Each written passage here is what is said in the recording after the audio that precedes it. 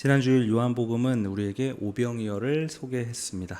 그런데 사실 요한복음이 정말로 말하고 싶었던 얘기는 단순히 물고기 2마리와 빵 5개로 5,000명을 먹였다는 이야기가 아니라 바로 오늘 일어난 일이었을 것입니다.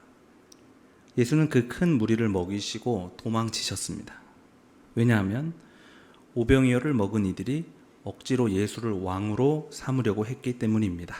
황금알을 낳는 거위처럼 빵을 무한히 찍어낼 수 있는 예수를 왕으로 삼는다면 그 나라 백성들에게는 더 이상 굶주릴 일이 없겠다고 생각했던 것이었죠.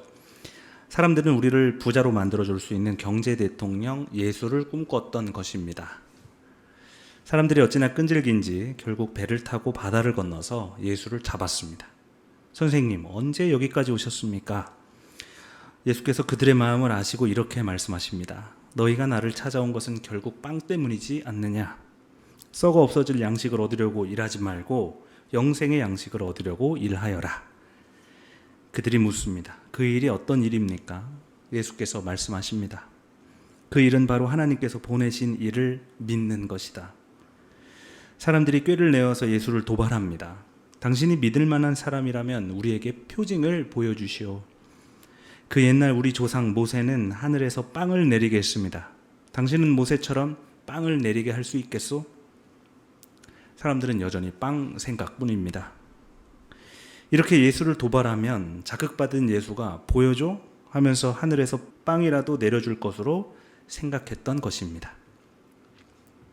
예수께서 대답하십니다. 모세가 하늘에서 빵을 내린 것이 아니라 하늘에서 참빵을 너희에게 주시는 분은 하나님이시다. 사람들이 짜증을 내기 시작합니다. 주님, 그러니까 그 빵 좀 우리에게 주십시오. 예수께서 말씀하십니다. 내가 생명의 빵이다. 내게로 오는 사람은 결코 줄이지 않을 것이요 나를 믿는 사람은 다시는 목마르지 않을 것이다. 사람들은 예수를 의심하기 시작합니다. 이 사람은 목수 요셉의 아들 아닌가? 스스로 하늘에서 내려온 사람이라니 뻥이 심하구먼. 자기 살을 먹고 자기 피를 마시라니.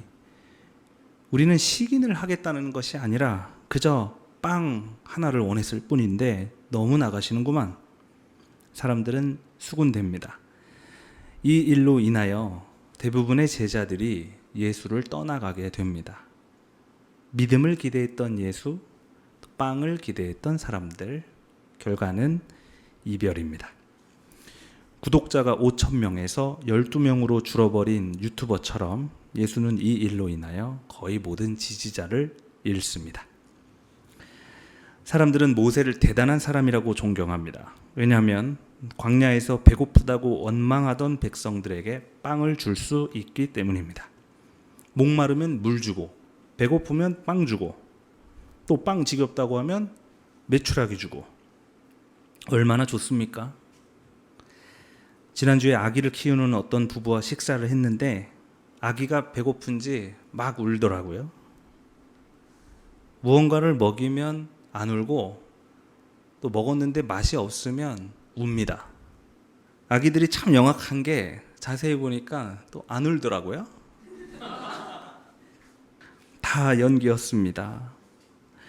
광야의 사람들은 모세를 하나님의 자판기로 생각했을 겁니다. 누르면 나오는 자판기. 그런 믿음을 갖고 있는 사람들은 울고 떼쓰면 밥 주는 부모처럼 하나님을 그런 존재로 생각하게 됩니다. 이 자판기 신앙을 갖고 있다 보면요, 아이러니하게도 이집트를 탈출한 백성들은 결국 다시 노예가 되고 맙니다. 우리가 원하던 구원이 빵이었고 그 빵을 주는 이가 하나님이라면 우리는 우리에게 빵을 주는 이를 결국 하나님으로 섬기게 되지 않겠습니까?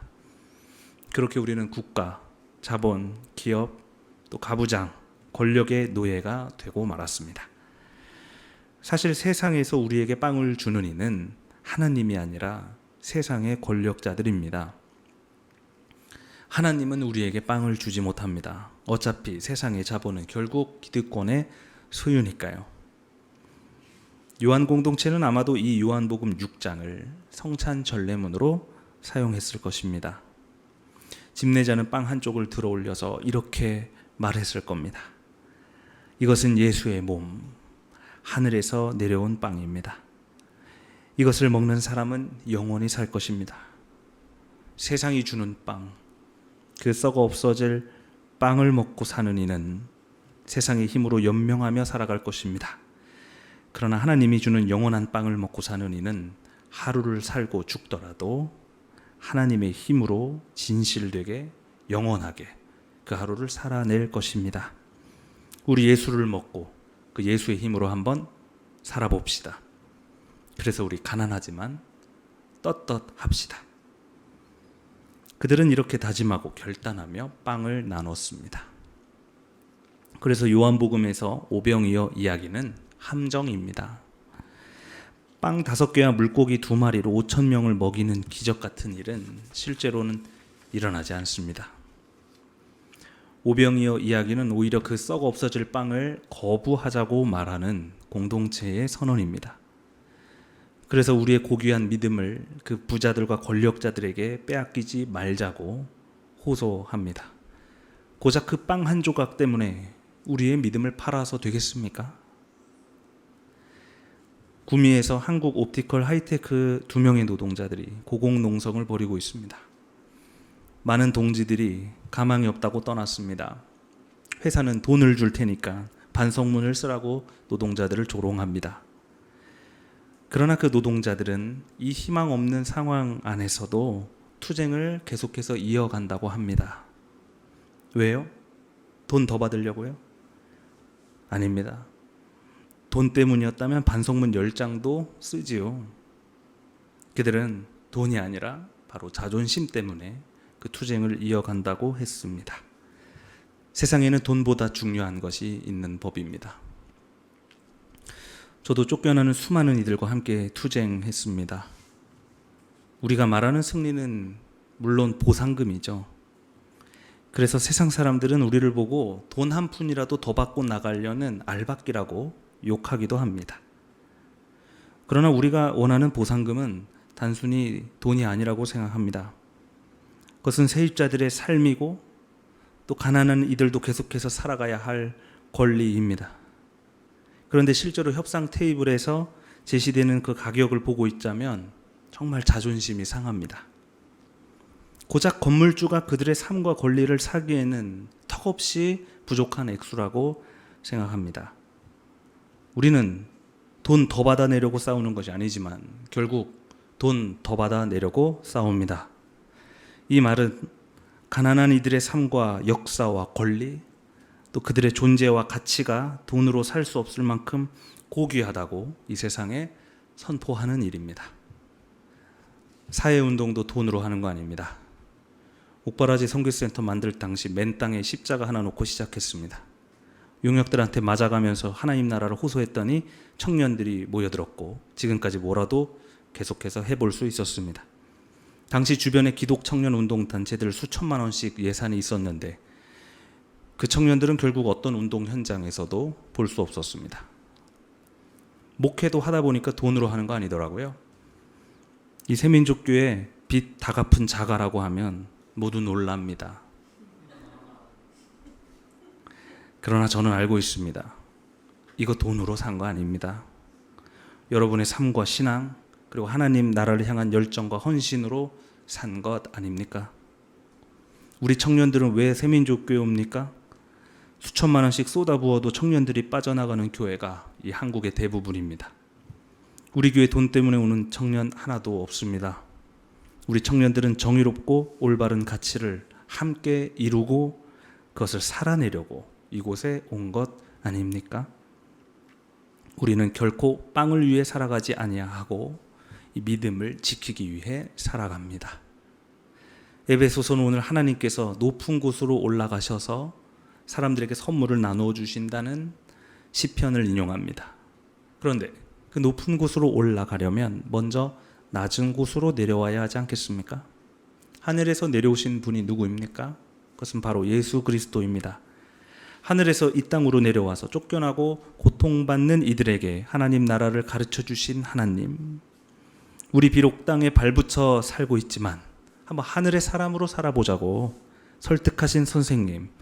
그 예수야말로 우리가 원하던 참된 구원이고 선물이라고 교회는 고백합니다.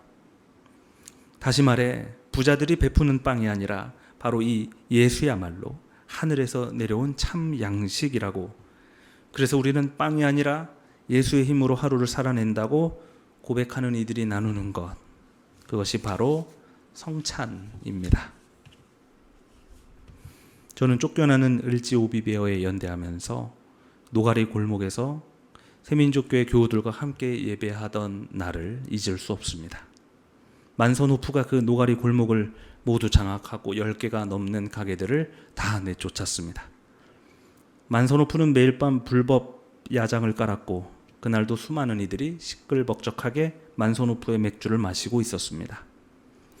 그 혼란한 곳에서 저는 마이크를 들고 호소했습니다. 우리는 물론 아무거나 먹을 수 있지만 아무거나 먹어서는 안 된다고, 우리 만선의 맥주를 마시지 말자고 호소했습니다.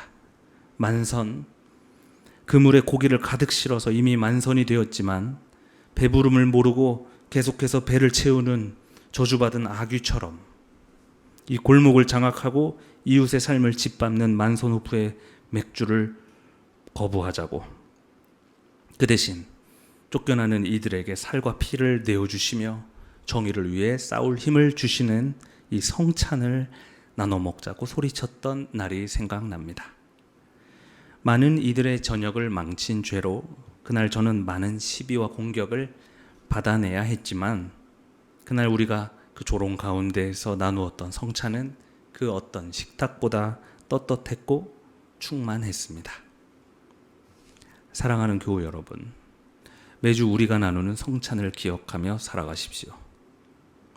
예수의 몸과 피를 내 안에 모신다는 것, 그것은 내가 이제 세상이 주는 빵이 아니라 그리스도의 힘으로 살아보겠다는 각오입니다.